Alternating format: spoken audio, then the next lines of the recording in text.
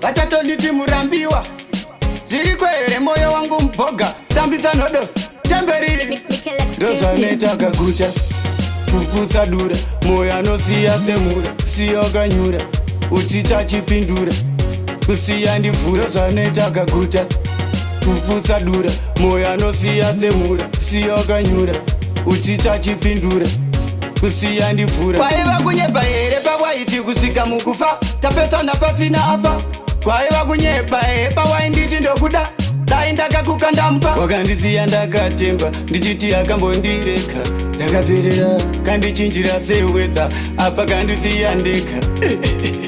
Ndini ndega ndaingozama, pati pasina nogama, kuvakaimba nemadhaga, kukuda wangu ndaimbozama. Wakandifuratira, dai pasina zvinodhaka, sebva moyo ndopasachitaka, hapana wandichambotsva. Dai wanditipira ndigare ndakarongedza, ndisazomhanya-mhanya. Dai wanditipira moyo wangu uchaudonhedza.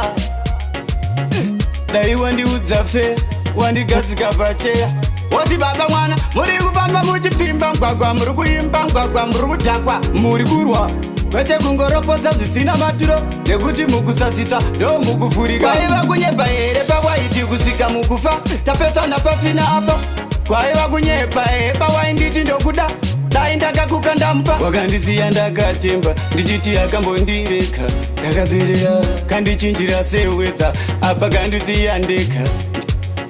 Ndizitaure here bebi tingadai tigere, uchindikitsa munzeve. Ndizitaure here kuti waindichita ndichinyarara, bebi wangu uri mambara. Ndizitaure here kuti hauna mabara, waindisiya nenzara. Ndizitaure here kuti unopopota kuropodza zvisina maturo. Ndozvanoita kaguta kuputsa dura, moyo anosiya semura, siya kanyura, uchicha chipindura, kusiya ndivhura. Kwaiva kunyepa here pawaiti kusvika mukufa, tapesana pasina afa.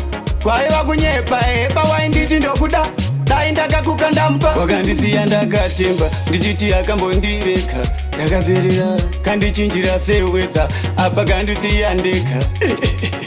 Ndini ndega ndaingozama, pati pasina nogama, kuvakaimba nemadhaga, kukuda wangu ndaimbozama. Wakandifuratira, dai pasina zvinodhaka, sebva moyo ndopasachitaka, hapana wandichambotsva. Dai wanditipira ndigare ndakarongedza, ndisazomhanya-mhanya. Dai wanditipira moyo wangu uchaudonhedza.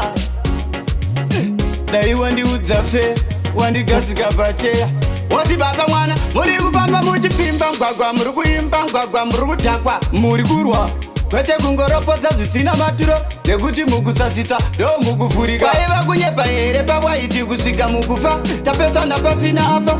Kwaiva kunyepa here pawainditi ndokuda, dai ndakakuka ndampa. Wakandisiya ndakatemba, ndichiti akambondireka, ndakaperera kandichinjira sewedha, apa kandisiya ndeka.